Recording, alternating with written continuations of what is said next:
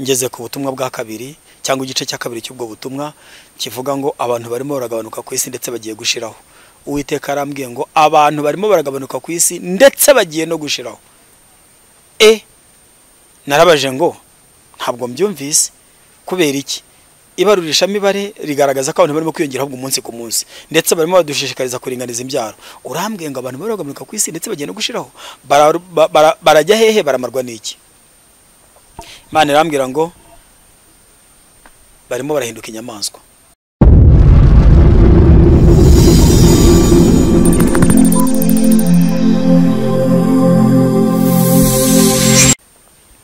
Ubutumwa rero nahawe ngiye kubabwira cyangwa nzakomerezaho mbabwira ni ubutumwa nahawe. Nazengurukanye igihugu n'igare, nazengurukanye muri ayo matorero. Ni ubutumwa bwari bukubiye mu bice bitatu by'ingenzi. Igice cya mbere cyari urukundo rw'Imana.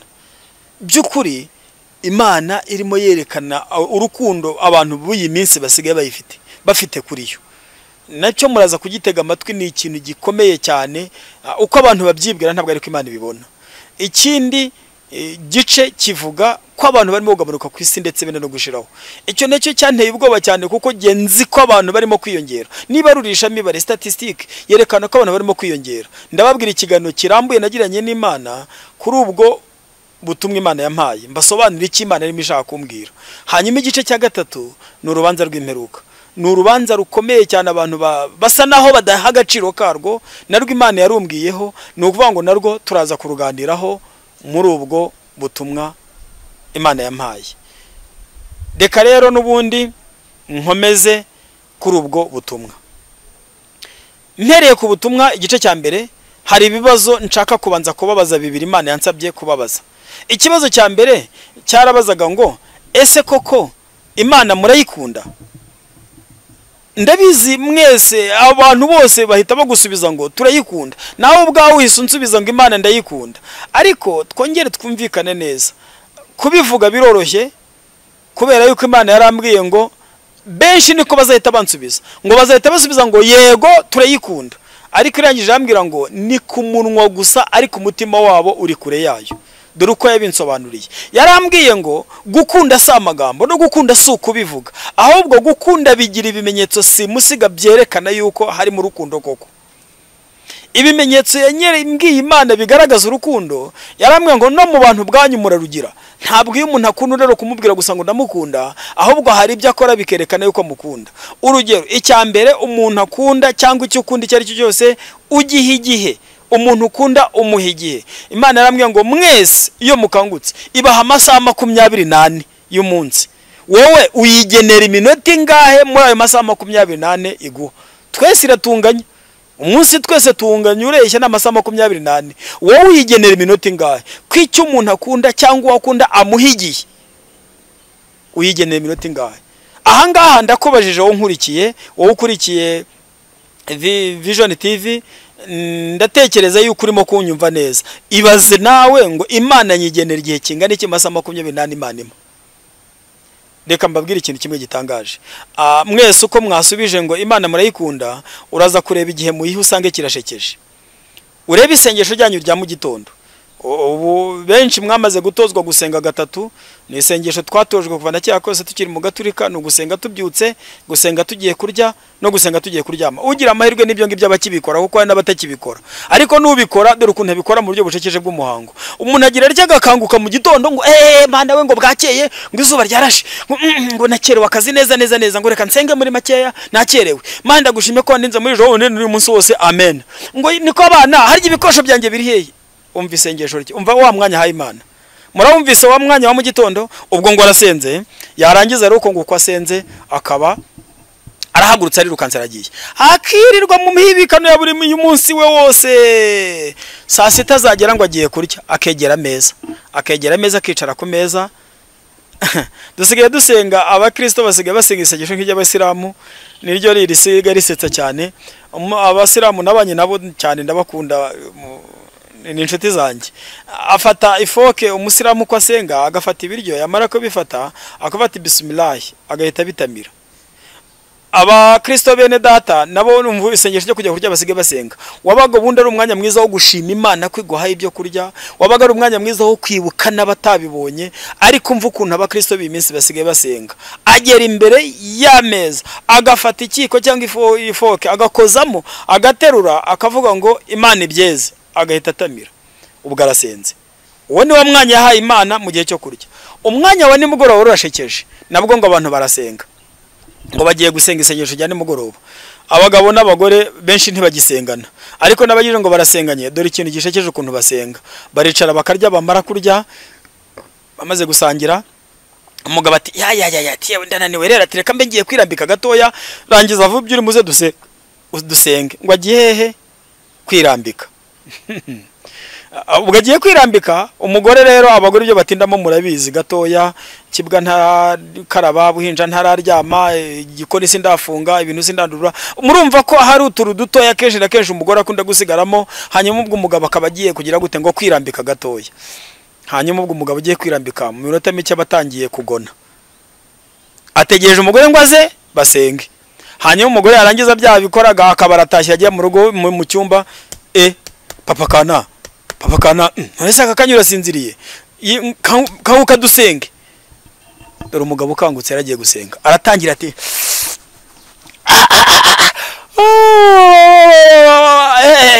yewe we uziko ibitotsi agatotsi kari kantwaye neza, reka dusenge muri make, reka dusengeye Mana. Rero turagushimye ko waturinze uyu munsi wose, kandi turinde no muri joro. Waturinze, watugiriye neza, ni ukuri rwose, kandi nubwo twakoze amakosa menshi turakubabariye, kandi rwose twese umugisha tunganye. Abana banjye umugisha na Satani umugisha mu izina rya Yesu, amen. Umva isengesho rya nijoro, umva isengesho ry'umugabo usenga. Ntimuseke ngo mutangare, murabizi namwe umuntu wese usenga sinzira nibiri yabayigira, nibiri yabavuga, agatangira kubwira Imana ngo ndakubabariye, agatangira kubwira Imana ngo na Satani umugisha. Mutekereze neza wa mwanya umuntu yahaye Imana. Ese koko uwo mwanya yawuhaye Imana? Nguwo umunsi wose, umunsi ukaburarangiye, ejo bikongera bigatangira gutyo. Abakora ibyo ni bamwe mu bikirije bagenzi banyu, cyangwa nawe wenda urimo uravuga ngo Imana ndayikunda. Umva uburyo uyikunda. Yarambwiye ngo ikimenyetso cyerekana ko n'umuntu akunda undi, akunda ibyo avuga, akamutega amatwi rwose ijambo avuze kandi rikamuryohera. Mwendagira ngo mbabaze, ijambo ry'Imana murarikunda, riracyabaryohera? Ubu mbivuze wabona no mubikije ngo Imana barayikunda, harimo n'udatunze Bibiliya. Atunze telefone touch ishobora kugura hejuru 40 kuzamura no kugeza mu ijana muri 200, nta Bibiliya atunze. Kandi Bibiliya igura hagati y'600 na 500 no kugeza ku 10,000. Umva amafaranga igura, ariko ugasanga umuntu atunze Bibiliya kandi akavuga ngo Imana ndayikunda, adakunda ijambo ry'Imana. Ubwo rero abafite Bibiliya bahise bavuga ngo amen, ngo twebweho Bibiliya turazifite, Imana turayikunda. Reka nibariza abafite Bibiliya, ni kangaho usoma Bibiliya atari ukuvuga ngo turi mu masengesho, twicaye mu cyumba cy'amasengesho, atari ngo ndi mu rusengero no ukicara iwawe ugafata Bibiliya ukayisoma ikakuryohera kugeza ubwo wumva rwose nta n'uwaguhagurutsa. Byibuze ubishobora 3 byibuze mu cyumweru nindi. Nyamara ubu nimbaza ngo ninde wegera isahane y'ameza byibuze buri munsi, muraba mwese. Bishatse kuvuga ngo abantu barabyibuhiye kuko imibiri yabo yitaweho, ariko ubugingo burahashiriye. Kandi abantu babeshya Imana ko bayikunda. Kera twajyaga turimba akaririmba, harakarimba bamurongo bajyaga baririmba ngo burya ijambo ry'ukunda ngo rishobora gutuma wirirwa neza, ngo irya kubwira usanga rinyuza umutima. Wowe ijambo ry'Imana rishobora gutuma wirirwa neza, ese ry'Imana ikubwira rinyura umutima wawe. Ese ijambo ry'Imana rarikunda? Imana yarambwiye ngo nuburyarya. Abantu b'iyi minsi bayikunda ku munwa gusa, ariko umutima uri kure, hasigaye bake cyane gusa bayikunda. Yarambwiye ngo kandi impamvu irayizi, impamvu mutayikundira yize. Yarambwiye ngo mufite ibigirwamana bibaje mu biti no mu mabuye, nawe ugaho wicaye urabifite. Ngo nibyo musenga, nibyo byayisimbuye, nibyo mwasimbuje Imana. Yarabivuze numva biranyobeye. Ndavuga ngo ibigirwamana bibaje mu biti no mu mabuye, numva icyo sinyumvise. Ndavuga se ko nta namashusho tugira, se n'abapantekote n'amashusho se ko nta nayo bagira? Ibyo bigirwamana byabaje mu biti no mu mabuye byaba ari ibiki ko no mu pantekote ntabyo tugira? ndabaza ngo ni ibiki. Irambwira ngo ibyo bigirwamana baje mitiro mu mabuye ni amafaranga. Amafaranga. Numva ndikanze, ariko numva ni ukuri kose. Ibiceri buri uko tubireba byose ni amabuye. Ni amabuye aconze. Nta mabuye ashongeshejwe. Bikoze mu mabuye. Inoti uko tuzireba kose ni ibiti. Zikoze mu biti, n'impapuro zikoze mu biti. Noneho nza gusobanukirwa neza ko ari Imana zibaje mu biti no mabuye. Irambwira ngo dore ijambo yambwiye irangije irambwira ngo dusobanukirwe neza yuko abantu bakunda Imana cyangwa batayikunda. Rambura Bibiliya yawe dusome. Ari ijambo ngiye kugusomera kugira ngo usobanukirwe neza yuko Imana uyikunda cyangwa utayikunda. Dusome muri Luka, ubutumwa bwiza bwa Yesu Kristo bwanditswe na Luka, ibice 10 umurongo 25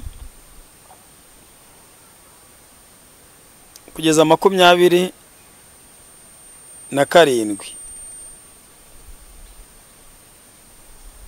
Reka dusome mu izina rya Yesu.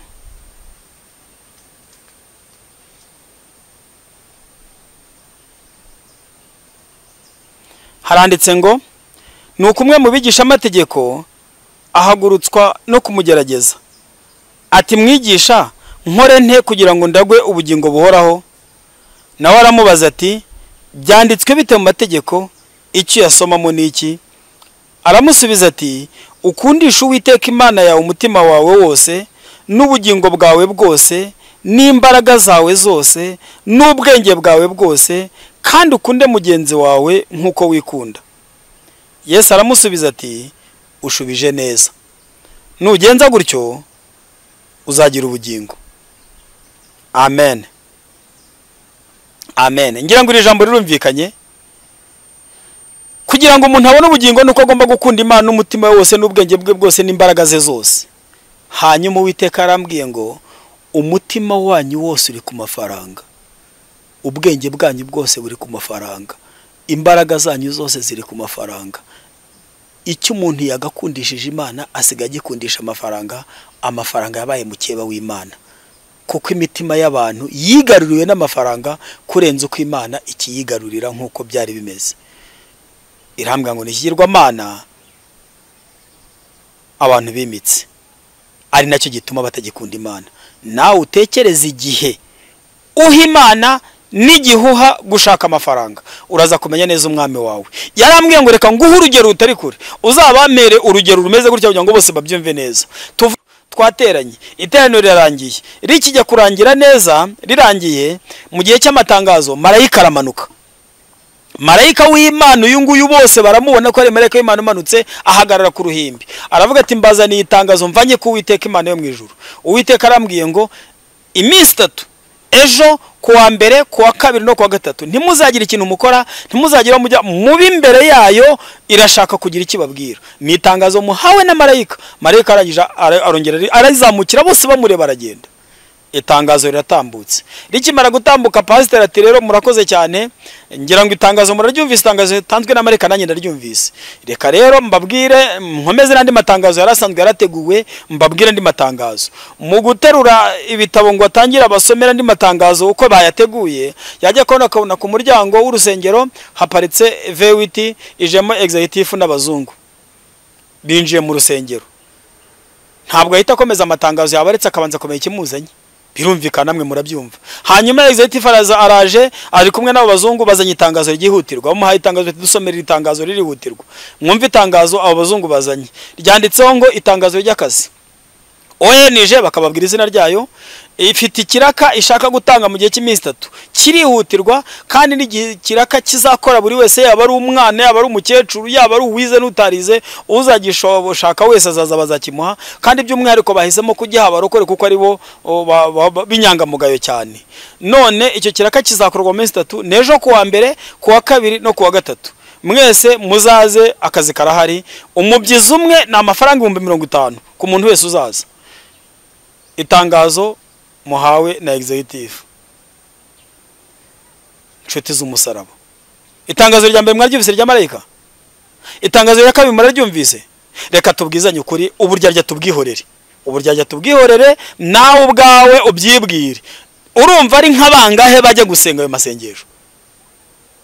Benshi batanye avuga ngo yewe we nzatanga icya 10 n'ukuri Imana ishimwe, abandi bavuga ngo yo mbonye ubwitange bwa korari, yo Imana ishimwe, we Imana ishimwe, ye ubukene nari mfite Imana irantabaye. Abenshi n'inzitwazo zose batanga, barangiza bakayoboka umwami witwa faranga, bagatesha agaciro Uwiteka Imana yo mu ijuru. Ibyo niko kuri, nawe urabyibonera. Ni ikivuga ngo ifaranga ririmo riragenda ryimura Imana mu mitima y'abantu benshi. Imana itugiriye neza. Ngeze ku butumwa bwa kabiri cyangwa igice cya kabiri cy'ubwo butumwa kivuga ngo abantu barimo baragabanuka ku isi ndetse bagiye gushiraho. Uwiteka arambwiye ngo abantu barimo baragabanuka ku isi ndetse bagiye no gushiraho. Narabaje ngo ntabwo mbyumvise, kubera iki? Ibarurisha mibare rigaragaza ko abantu barimo kwiyongera ahubwo umunsi ku munsi, ndetse barimo badushishikariza kuringaniza imbyaro. Urambwiye ngo abantu baragabanuka ku isi ndetse bagiye no gushiraho, barajya hehe? Baramarwa n'iki? Imana irambwira ngo barimo barahinduka inyamaswa. Ndavuga nti gute? Irambwira ngo ibiranga umuntu yamuhaye bimutandukanye n'inyamaswa ni ibintu bibiri gusa bimutandukanye n'inyamaswa. Iyo ibyo bintu bitakiriho, uwari umuntu aba ari inyamaswa. Ndavuga nti gute? Irambwira ngo icyambere yamuhaye, yamuremye mu ishusho yayo. Musome mu gitabo cy'Itangiriro igice cya 1 igice cya 2, Imana yaremye umuntu mu ishusho yayo. Irambwira ngo kumurema mu ishusho yayo byari kumutandukanya n'inyamaswa zose. Umuntu aremwa asa n'Imana, ngo ari ku ishusho yayo, abenshi ntayo bagifite. Narabaje nti gute? Ubwo mbivuze nawe utabibaza ngo ubundi Imana isa gute? Imana ni umuzungu, ni umwirabura, ni umuhinde, ni umwarabu, ni umushinwa, isa n'abandi.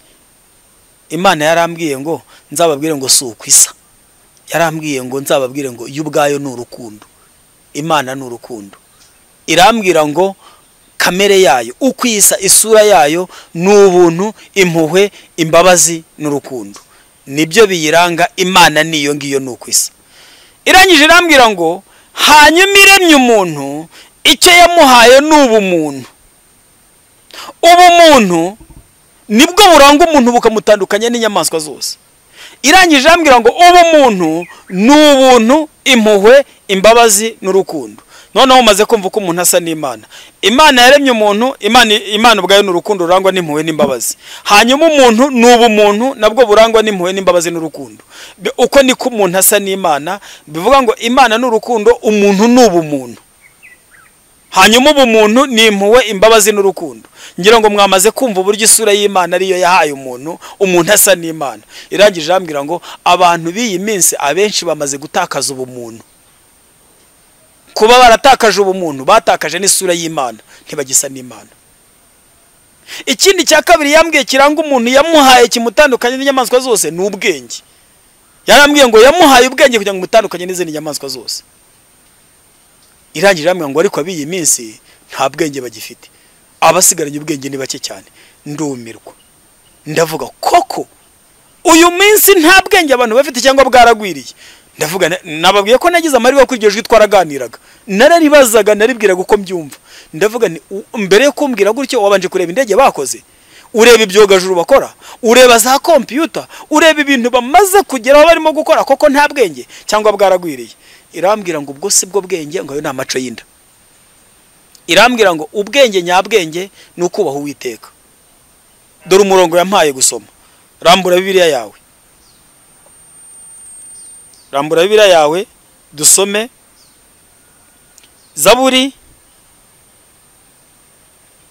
Zaburi 111 umurongo wa 10 wonyine. Umva uko havuga. Umurongo yampaye ishaka kunsobanurira ubwenge nyabwenge. 111 umurongo wa 10 wonyine. Haranditse ngo kubaha Uwiteka ni ishingiro ry'ubwenge. Abakora ibyo bafite ubwenge nyakuri. Ishimwe rye rihoraho iteka ryose. Amen. Abubaha Uwiteka bafite ubwenge nyakuri. kubaha Uwiteka ni ishingiro ry'ubwenge. Abubaha Uwiteka bafite ubwenge nyakuri. Mu busanzwe iyo hari ikintu nyakuri haba hari n'ikintu pirate yacyo. Bishatse kuvuga ngo iki? Ubwenge nyakuri ni ukubaha Uwiteka. Amashuri waba warize yose, icyiciro cyose cy'ubwenge waba ufite doctora, waba ufite maîtrise, waba ufite licence, waba ufite humanité, ayo waba warize yariyo yose, iyo nta kubaha Uwiteka kukurimo, ubwenge bufite abari pirate, nta original yabwo bufite. Ubwenge nyabwo original ni ukubaha Uwiteka. Irangije rambwira ngo abiyi minsi kubaha Uwiteka bibashizemo. Yarambwiye ngo no muri yo bice 28 haranditse ngo kubaha Uwiteka nibwo bwenge, kandi kuva mu byaha niko kujijuka. Irambwira ngo abiyi minsi rero ubwenge ntabwo ababusiganye ni bake cyane, kuko nta kubaha Uwiteka bikibarimo. Irambwira ngo kubw'ibyo abantu barimo kugabanuka ku isi ndetse bagiye no gushiraho. Ngeze ku butumwa bwa gatatu. Ubutumwa bwa gatatu, Imana yarambwiye ngo urubanza rw'imperuka ruraje. Irambaza ngo nzababaze ngo ese muracyemera ko ruriho? Ndabizi mwese murambwira ngo murabyemera ko ruriho, ariko nubwo mubyemera musa n'abataruzi n'abataruha agaciro. Irambwira ngo abantu nta gaciro baruhaye, genda ubibutse ko urubanza ruhari kandi ruje. Irambwira ngo dore ikimenyetso byerekana ko batarwiteguye.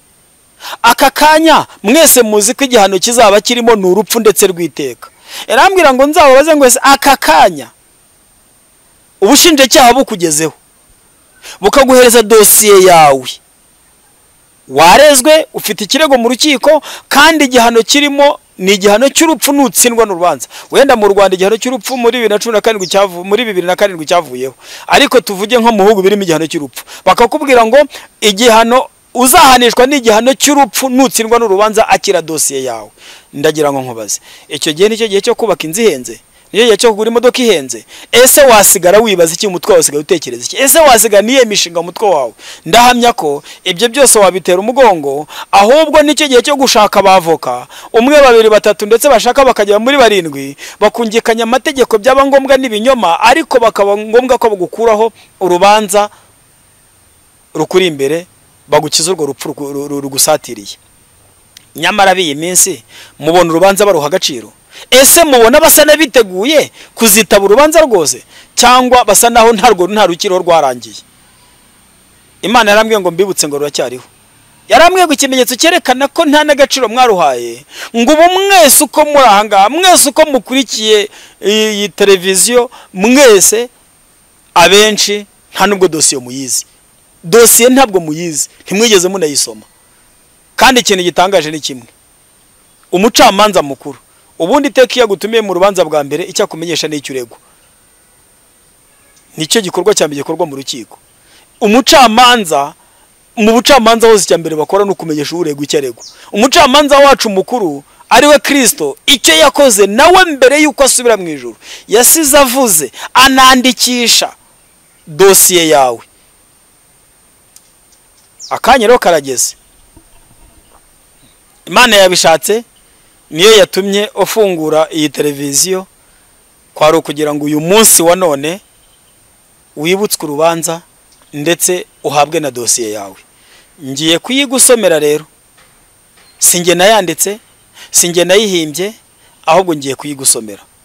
Kandi uko nyigusomera niko imeze, ni nako iteguye, byanze bikunze uzahura nayo. Ahasigaye kuyigusomera n'izampuwe z'Imana, urukundo Imana igukunda nirwo rwamvanye mu byo nayo ndimo rwo byose, nirwo rwatumye urugo rw'ingo zanjye zose zihagarara zivaho, nirwo rwatumye nduyu nguyu kugira ngo nzaze twongere duhure, nindangiza nkumenyeshe dosiye yawe, kubera ko Imana yifuza ko utazatsindwa urubanza. Ugiye kurambura Bibiliya yawe rero, dusome dosiye. Urareba muri Matayo ibice 25 umurongo wa 31 kugeza 46.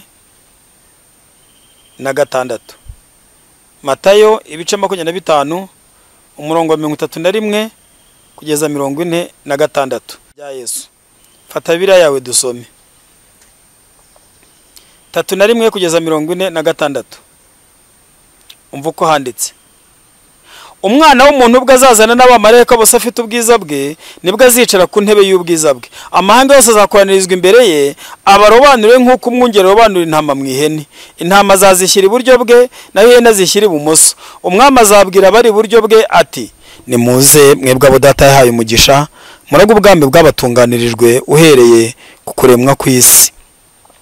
Kuko nari nshonje muramfungurira, nari mfite inyota mu mpicyo kunywa, nari umushyitsi murancumbikira, nari nambaye ubusa muranyambika, nari ndwaye muransura, nari mu nzu y'imbohe muza kundeba.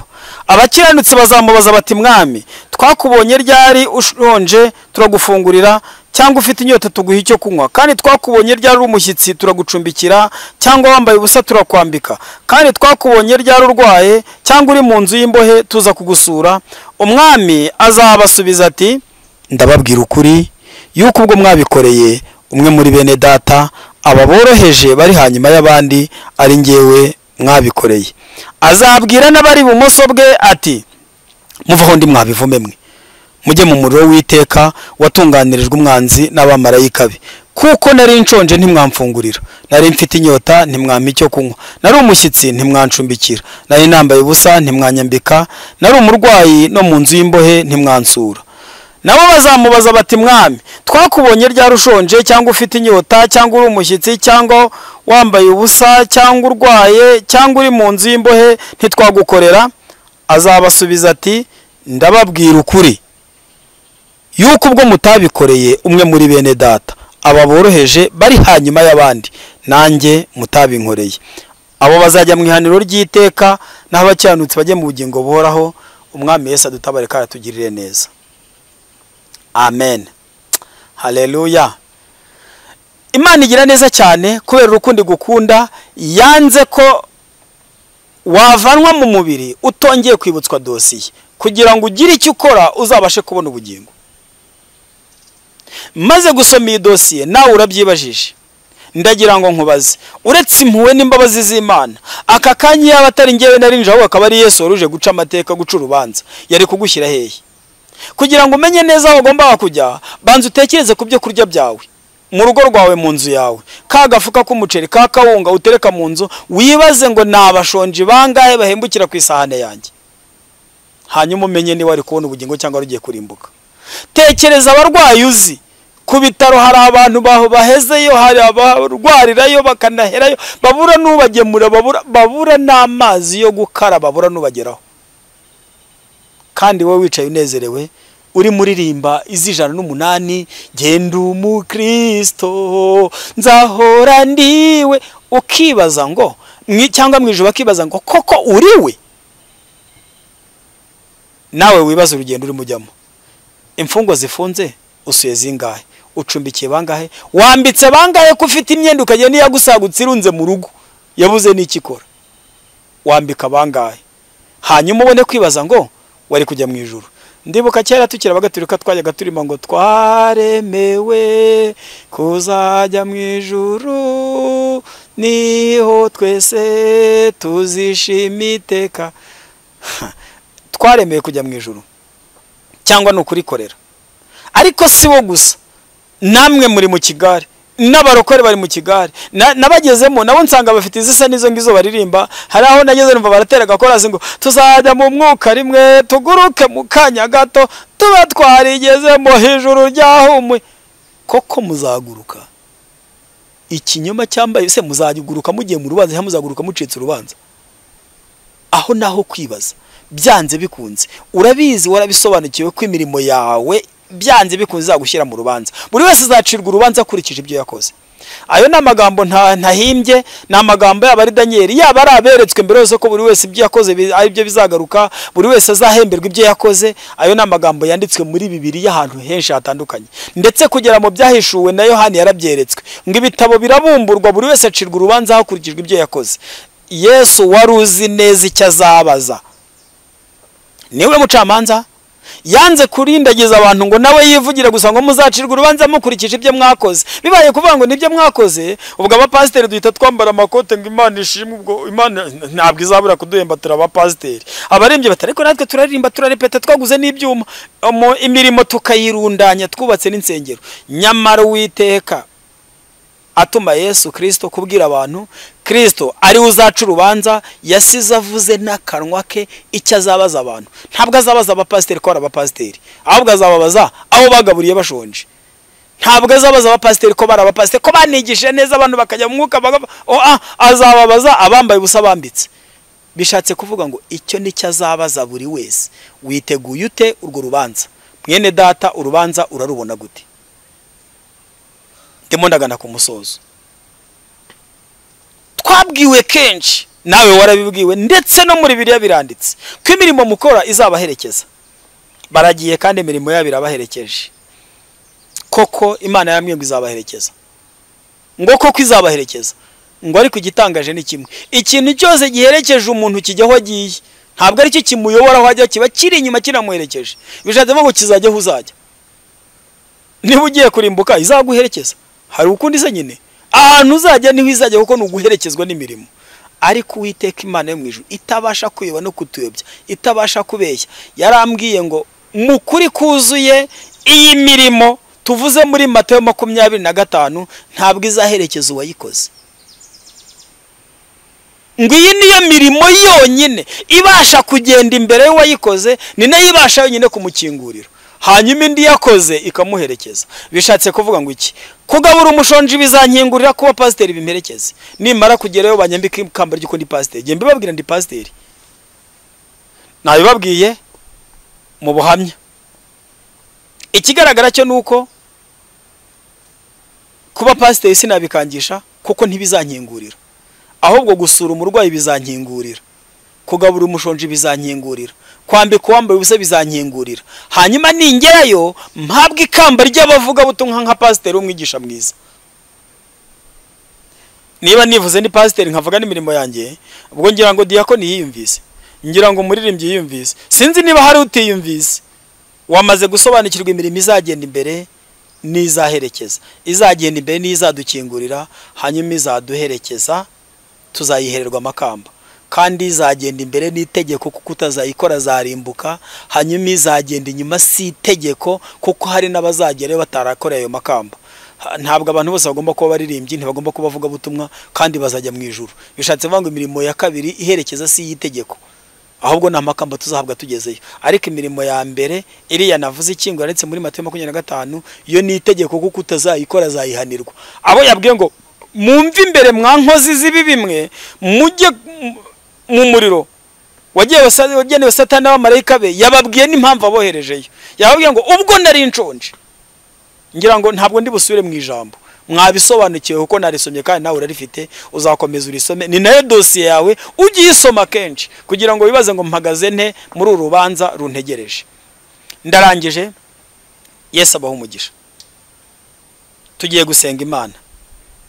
Imana yarambwiye ngo sinzasengere abihana babandi bayatura ngo ndatsinzwe, ahubwo nzasengera abahiga, abafata ingamba, bafata imihigo mishyashya. Umaze kumva ubutumwa, umaze kumvira ijambo, ufashe ngamba ki? Ndagira ngo wiherere gato nushaka uvuye kuri YouTube cyangwa ugumye ukurikire, ariko tugendane mu gusenga. Ubika umutwe wawe, dusenga Imana. Usengere imihigo uhize, ingamba ufashe uhereye uyu munsi. Nicyo cyatumye Imana ikurinda urupfu, ikakurinda ibyago byose byahise, kwari kugira ngo ushyike kuri uyu munsi.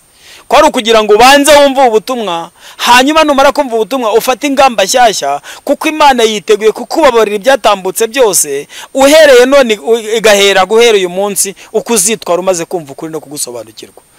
Reka dusenga Imana. Nyakubahwa Mana nkuru mu izina rya Yesu Kristo, turagushimye kandi turaguhimbaje. Papa, ubuhamya n'ubutumwa wampaye ndabuvuze, ubutumwa bwawe mbuvuze bwose uko bwakabaye, ndumva ntacyo nongeyeho nta nicyo ngabanijeho, mu izina rya Yesu Kristo. Amina. Nsengeye abantu bawe abafashe imihigo mishyashya, abafashe ingamba shyashya, ndabasengeye buri wese mu myanzuro afashe mu byo yemeje agiye gukora, umurinde umubi n'imitego ya Satani mu izina rya Yesu Kristo, mu izina rya Yesu Kristo.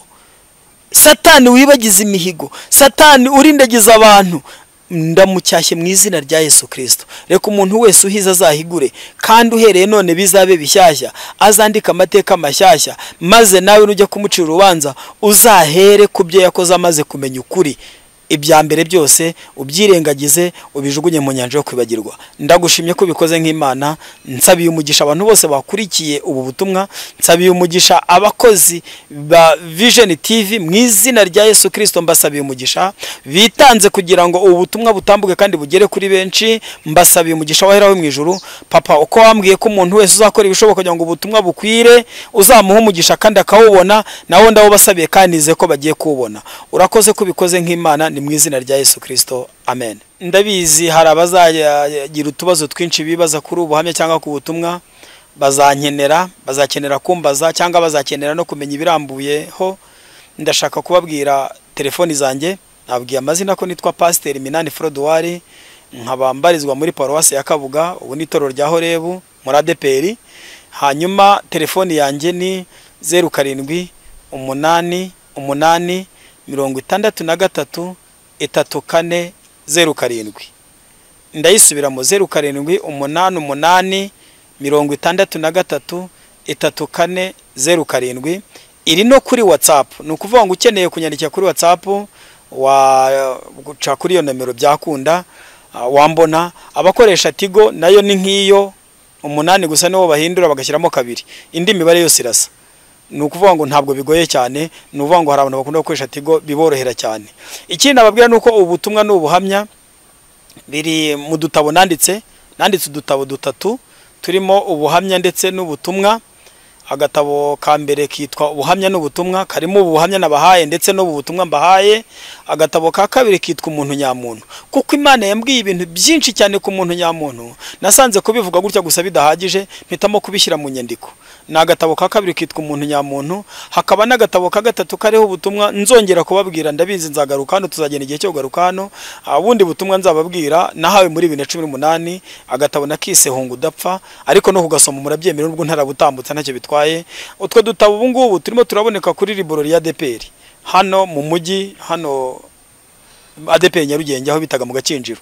Uhageze watubaza batuguha, tuba duhari. Ahandi tuboneka ni nanone hano mu mujyi, ni imbere y'umusigiti, hari uhakorera ibintu by'irembo kugabanuka kabaraza witwa Joachim, aradufite nawe mwatumubaza yatuba utwo dutabo kwe 3.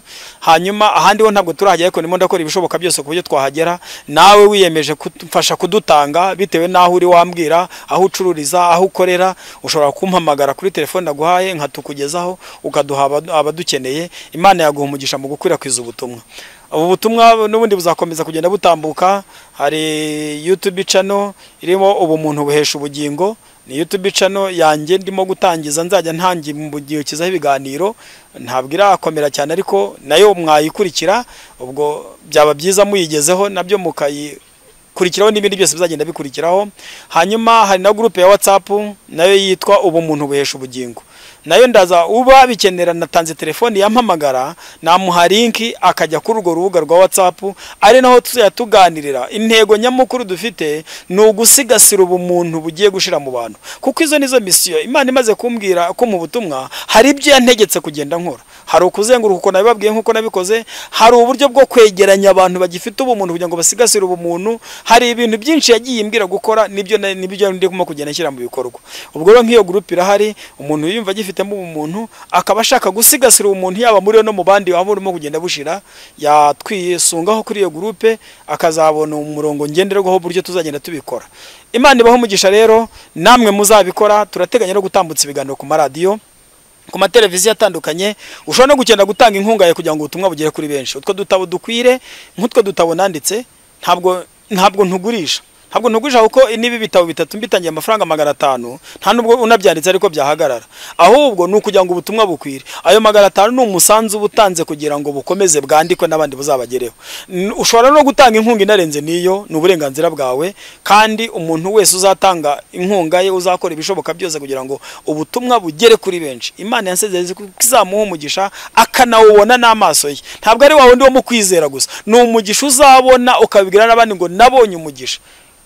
Ko niko Imana yambwiye. Ubwo rero inkunga ye turayitegereje, tuzatambutse ibiganiro ku maradiyo, ku mateleviziyo, aho hose harishyurwa. Ntabwo ari ubuntu, ngira ngo mwese murabizi. Bivuga ngo rero inkunga yawe irategerejwe, kandi n'ukuri Yesu aguha umugisha. Murakoze cyane, ndashoje. Yesu ashimwe cyane abakozi b'Imana, ahore Imana nabe muri mwe. Nitwa Twagireze Jean Pierre ni amazina yanjye, ndi umurokore ndakijijwe, ndi umukozi w'Imana.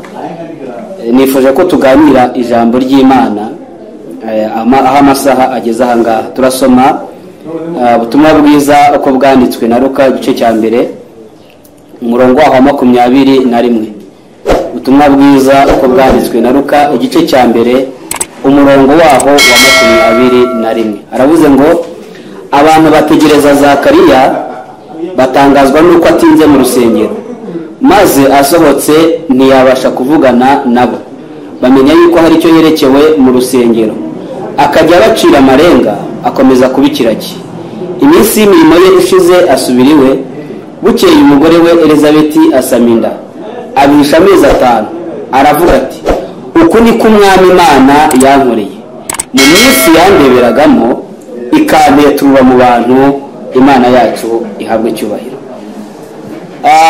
Nifuza ko tuganira ijambo ry'Imana rifite intego cyangwa se insanganyamatsiko cyangwa se teme, rifite teme ngo gutindana n'Imana. Gutindana n'Imana. Iyo utindanye n'Imana usa nayo. Iyo utindanye n'Imana nta kibi cyakubaho Imana itakizi. Iyo utindanye n'Imana naho abantu bagenda, Imana iraza kuko watindanye nayo. Iyo utindanye n'Imana inshuti ziragenda ukazibona, ariko Imana ukayisanga iruhande rwawe. Imana ishimwe. Iyo utindanye n'Imana imiryango urayibura, ugasanga imiryango yagiye ariko Imana kuko mwatindanye ikaza ukayibona hafi yawe, mu mupfubyi ukayibona, mu bupfakazi ukayibona, mu bibazo byose bibaho ukahasanga Imana kuko watindanye nayo. Gutindana n'Imana. Imana yacu itugire neza.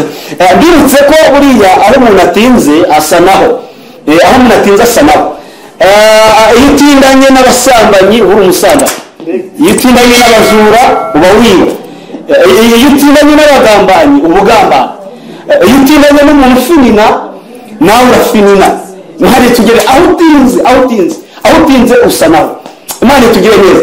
Iyo utindanye n'umuntu ucuruza amakara nawe wagusiga amakara, iyo utindanye n'umuntu ucuruza ifu nawe wagusiga ifu, ariko kandi iyo utindanye n'umunyamwuka, aleluya, nawe uhinduka umunyamwuka kuko watindanye n'umunyamwuka. Aho utinze usa naho, aho utinze usa naho. Rero gutindana n'Imana, iyo utindanye n'Imana, Imana ikuba hafi, kandi niyije ikubwira ibihumuriza umutima. Umwana wanjye turi kumwe, ntacyo uzaba. Ikubwira amagambo abantu batakubwiye, imiryango itakubwiye, inshuti zitakubwiye, kuko Imana mwatindanye. Imana itugire neza kandi ituga gutindana n'Imana. Yesu atugire neza. Hanyuma iri jambo dusomye ni inkuru z'umugabo witwa Zakariya, aho Bibiliya imuvugaho ibintu bitatu. Icyambere ivuga ko we n'umugore we Elizabeti bagenderaga mu mategeko ndetse n'imihango by'Umwami. Icyakabiri bivuga ngo bari inyangamugayo. Aho Bibiliya ijambo ry'Imana ijya kuvuga ngo umuntu yari inyangamugayo, kuko yari inyangamugayo. Icyagatatu yazaga mu batambyi, hari abatambyi bato hakaza n'abatambyi bakuru. We yazaga mu batambyi bakuru. Imana ishimwe. Aba batambyi bato bari bashinzwe gufata ibitambo bakabishyira abatambyi bakuru, ko n'abagabo batizewe mbere yuko bajya gutangira abandi ibitambo babanza kwitambira igitambo cyo kwezwa. Bibiliya ngo bafinda ubufindo bafata Zakariya ngo agende agiye gutanga. Urusengero bajyaga gutangamo umutambyi ajyaga gutanga rimwe mu mwaka. Icya kabiri hari hariho ibyiciro bitatu, hari aho bitaga mu rugo cyangwa se mu ruvange, hari n'aho bitaga ahera, hari n'aho bitaga ahera cyangwa se ahera cyane. Ntabwo ngiye kuvuga ibyarangaga aha hantu, Imana tugira neza. Ngo Zakariya arenga ahangaha hitwa mu ruvange cyangwa se ahangaha mu ruvange, arenga ahangaha hitwa ahera, ngo agera hitwa ahera. Aha hantu icyitonderwa, harangwaga n'ibintu bitatu. Hari ameza yari ari isanduku y'isezerano. Iyi sanduku y'isezerano hari intebe y'ubuntu Imana yamanuka kwicaraho. Iyi sanduku y'isezerano irimo ibintu bitatu. Hari harimo inkoni ya Aroni yarabije mu butayu. Byarasobanuraga ngo ni Imana itoranya itarebye ku marangamutima nk'abantu. Dore ukuntu Dawidi yaravuze ngo ratamana hahirwa umuntu utoranya.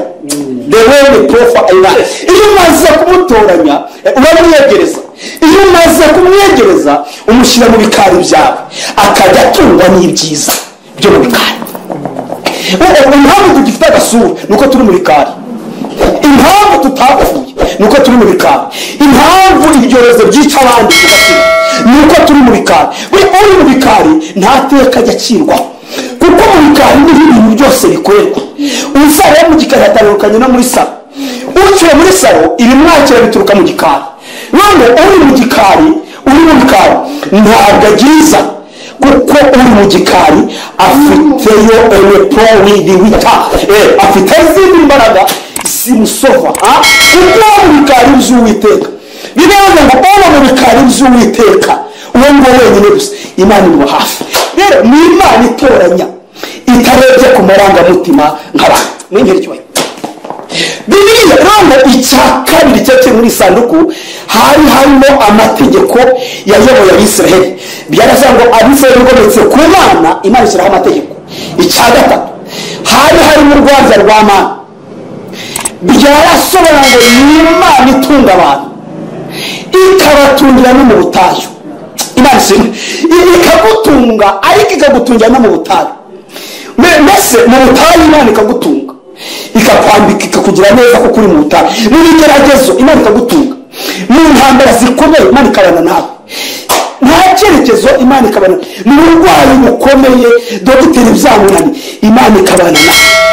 Ibintu byose byamaze guhagarara Imana ikabana nawe. Imana tugira neza. Ni Imana itunga abantu ikabatungira no mu butayu.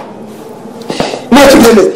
Bibiliya ngo Zakariya ageze hano ngo yibuka ko avuye mu bantu byanze, ngo asa n'ahafa. Yaragiye agiye gutamba ngo ariko yibuka ko n'ibyo bikenewe, ngo asa n'ahafashe Imana kubera ngo afata ku isanduku y'isezerano, afata no ku ntebe y'ubuntu ngo ubundi arasenga. Arasenga ngo abwira Imana ngo mu bantu byaranze, mu bakomeye byaranze, kwa muganga byaranze, mu nshuti byaranze, ariko imbere yawe birashoboka. Ngo birazamuka. Buriya hari isengesho riteza urwego mu kirere rikazamuka rigakubita abamedi n'abaperesi bashinzwe ikirere aribo badayimoni, rigakubita rigapfumura rikarenga rigakomangira Imana. Ngo ryarazamutse rigatumbagira ngo rikomangira Imana. Hari isengesho rituma umuntu Imana inyeganyega. Ikanyega uyu muntu arankeneye ikamanukana ubutware bwose n'ubushobozi bwo kugutabara. Imana tugira neza. Bibiliya ngo asenga n'imbaraga, ngo isengesho rirazamuka rikomangira ijuru, ngo Imana iteranye inama ako kanya. Ngo muri Imana igira abamarayika babiri b'imwakuzi. Igira amarayika Gaburiyeli ushinzwe kuzana ibisubizo by'abera, ikagira amarayika Mikayeli ushinzwe kuza ari ushinzwe kurwanya intambara zose zibaho. Ngo inama igiterana, ngo Imana igira amarayika Gaburiyeli aka kanya kiri mu isengesho hita Imana guhagarara nawe. Ngo marayika guhumbya no guhumbura yisobanuka amubonekera ari iburyo bw'igicaniro cy'imigabo, ngo aramwitegereza uko asenga demesopere, ngo aramwitegereza uko arimo arasenga. Uko usenga kose Imana ibireba. uko usenga kose Imana ikwitegereza, uko ugenda amagambo yawe uyasimburanya Imana ibibyite, uko umutima wawe uzwa n'ibibabaro n'agahinda Imana ibibyitegereza. ngo aramwitegereza ngo yewe Zakariya we njye ndi marayika w'Uwiteka araje tuvugana ndetse mu bwami bw'Imana nuriza nitangaza mu ijuru turateranye none inama yanjye ko ugomba gutabara ariko none nicyo gitumye mpagaze imbere yawe ariko none ntuza nitangazo rivuga gusenga kwawe tawi ni provawi ndafashijwe n'umuze gusenga kwawe kwarumviswe ariko dore umugore wawe Elizabeth azasama inda azayibyaramo umwana w'umuhungu ariko uzamwite Yohana kubera ko buriya nibyo nawe ngo aho utunze usa naho yari yaratinze mu kigeragezo Zakariya gikomeye buri ikigeragezo ntuza uko kimwe cyose ntuzagisuzugure ikigeragezo cyinjiye gifata diplome kikayibika gifata amashuri kikayako mbese diplome uko no afite PhD gishyira muri garide kikabika no muri valisi kikabika ugasigara iyo babona ikigeragezo kiti uziko uzafata n'ukuri nzapfa uziko utazakira n'ukuri sinzakira uziko iby'Imana bize bitazasa n'ukuri ntabwo bizasha kikakuyobora ubwenge kikabupfuka amashuri kikayapfuka ukayoborwa n'ikigeragezo ariko ikigeragezo ugipimaho Imana ishimwe ikigeragezo ugipimaho Imana ngo Zakariya ngo ahita birebera mu kigerageza mara mu minsi cyuko atigeze abyara kuko marayika yarimo kubyitegereza ngo noneho rero ubwo bipingiye ahangaha mbaye nguhinduye ikiragi uzasohoka uri ikiragi kugeza ubwo utazagira bitarasohoka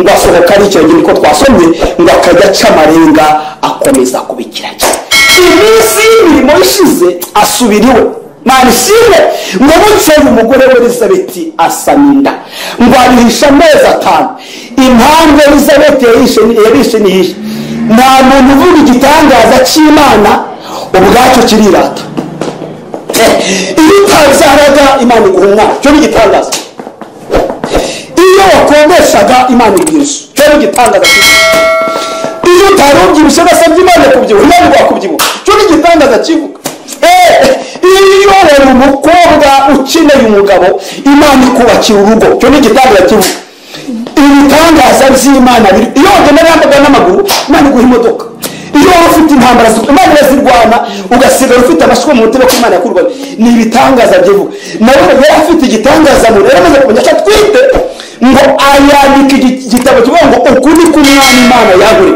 ngo ni ishimwe rigendanye n'ibihamya ishimwe rigendanye n'ibihamya ukuri k'umwana Imana yagure mu minsi mwajyaga mundirana hari ababwira bari abakobanyi bamukobaga bati wowe mfuta byanya uri shike natuzimarira gore warakoze ariko abayize amashuri yavuye ubusa dore amagambo menshi ukuri k'umwana Imana yagure mu minsi mwajyaga mundirana ikari ntetuye mu maso yawe gutindana n'Imana tugiye gusenga Imana gutindana n'Imana aho utinze usa nawe tubwire Imana ngo turashaka gutindana na Pawulo yatindanye n'Imana ngo ageze mu isoza ry'urugendo rwe ahamagara Timoteyo igihe hinahaga ibyo warumvanye uzayibwire n'abandi ariko ngeho Pawulo narize ibyo kwizerwa byanjye narwanye intambara nziza yo kunesha ariko iyo mbona mu rugero usigaje ariko rutoye igisigaye mbicyuye ikamba ry'ubugingo iryo data umucamanza azampa kururya munsi ngo amuhimira gita atazagenda yambo Timoteyo ntihakagire uhinyira ubusore bwawe icyo ni kimwe ahubwo uzabibyitegereza muri karitsiye muri sosiyete muba mubana kugira ngo uzikizanye n'abakumva icyaka yawe Timoteyo mwana wawe amavuta kuri mu ndayasi impano zikuri mu ndazizi ni impano yahereye kuri nyogokuru igenda kuri nyoko ahubwo uzasesa impano iri muri wowe iyo waheshejwe igihe wari mukagana n'ibiganza n'abakuru icya gatatu ngo Timoteyo niba aho kwibagirwa abantu bakugiye neza uzabibagirwe abo mwagendanye uzabibagirwe abo mwaserera uzabibagirwe ariko polisi ntuzibagirwe Yesu Kristo wakomose mu rwego rwa Dawidi Imana ikamuzura mu bapfuye nk'uko ubutumwa nahawe buvuga iyo mirage yose arayimubwira ngo rero ibuka mu iburana ryanjye rya mbere nta muntu n'umwe wamuhagarikiye bose barampanye ariko imiryango yaragiye inshuti ziragenda abo twasenganye ndababura ariko Imana nasenze tawaribi iyo nasenze nkayizera nkagendana nayo nkavugana nayo mu mutima nkayimika ibirikosini aho abantu batagaragaye yo yarahagaragaye yo hurindo nabuze abantu ariko nkabona Imana nabuze icyerekezo cy'abantu ariko mpasanga Imana ariko iyi yahagaze imvugaho amagambo akomeye kugira ngo ubutumwa bugezwa n'akanwa kanjye abanyamahanga babwumve butagabanyije nuko nyirakanwa kera nuko yatindanye n'iki n'Imana. Tugiye gusenga Imana. Urananiwe ufite ibibazo tindana n'Imana. Ntubyara tindana n'Imana. Wabuze icyerekezo tindana n'Imana.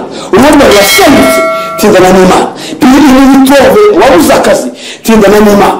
Developa indwara yanze gukira tindana n'Imana. Muganga akuboko bitazashoboka tindana n'Imana. Jomende pe Imana ndiwi n'Imana ikora imirimo n'ibitangaza n'Imana yigaragaza. Tugiye gusenga Imana cyangwa gufite usenge tubwire Imana ngo Mana turashaka gutindana nawe twatinze mu isi ratwanga dutinda mu bantu baragenda tinda abakomeye baratubesha ariko turashaka gutindana iki gihe turi igihe cyo gutinda n'Imana ngo korona ifunga isengero igafunga igihugu igafunga isi ariko nifunga ijuru. Iyo batubwira ko ijuru rifunze ntaho twari kuba turi ariko turashimira yera dukorera yuko ijuru rifunguye kandi iracyumva ntabwo imeze nk'abantu. Iyo bidowe pa aho usengera ihumure rizafungwa ariko ijuru iyo ubwira iguteza amatwi yayo ahora yumva iteka ryose. Twebwe dukorera ijuru ntabwo dukorera idini wewe ubwira Imana ngo ndashaka kuko matana nawe kugendana nawe kuko nkorera ijuru ntakorera idini europist no mwebwe kujya bishinga ibyo abantu bavuga. Twebwe duhanze amaso Imana yaduhamagaye ntaki niyihanga amaso ntuzakorwa n'isoni kuko wayihanze iki amaso kandi amaso yayo ari kuba yisa mu matwi ategeye abayishaka umwete nibo bazayibona niwi rihope eno tega amatwi dusenga Imana ditozebra wizere Imana ufate ku burwayi bwawe ibyo wizere ibyo byose byakunaniye wizere dusenge Imana ifite amaboko y'imita yavuze ngo ifite amaboko ameze nk'ay'imbogo kandi ndibutse akantu gakomeye Imana ifite amaboko abiri igira akaboko imbaraga indesheshereza be ikajya nagakora ibitangaza buri akaboko k'ibumoso k'Imana nagakora ibitangaza ariko k'iburyo nakarwanirira be iyo yahuje bose rero ikorera ibitangaza icyarimwe ikakurwanirira ikanagukora ibitangaza abantu bose bakayibona. Izere Imana turagushimiye mu izina rya Yesu Kristo takosi provowe nibitoze tone pera tona salini dusengeye buri muntu wese turashaka gutindana nawe. Twatinze mu bantu turababo dutinda mu isi turayibona dutinda mu bakomeye baragenda dutinda eneho mu bigeragezo satani dukubitiramo ariko turashaka gutindana nawe kuko watindanye nawe arakubona watindanye nawe ntabwo umujya kure watindanye nawe akubona iteka ryose watindanye nawe ubupfubyi arakubona mu ntambara zikomeye arakubona. Turashaka gutindana nawe imbaraga zawe zituganze kandi mwami utugereza muri sengeye buri wese abatabyara babusaba ingo zisenuka bafite intambara zitari zimwe mu izina rya Yesu ndabasengeye nagase mu butware bw'ijambo ry'Imana. Wambwiye amagambo akomeye urango uzagusengera wese umurwayi azakira ufite ibigeragezo uzabirwanya urugamba umugirire neza nanjye ndabasengeye ubwanjye nimubareho mu izina rya Yesu.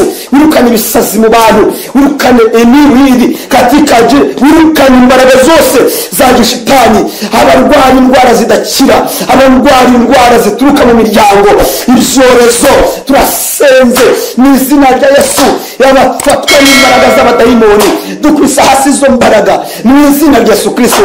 Kwera kw'Imana ni kugaragara kuri bo kandi ikiganza cy'Imana kigikora ibitangaza nikiramurira abantu bawe uheze neza kuri Imana yacu mu izina rya Yesu Kristo. Amina amina amina. Imana y'umugisha murakoze cyane.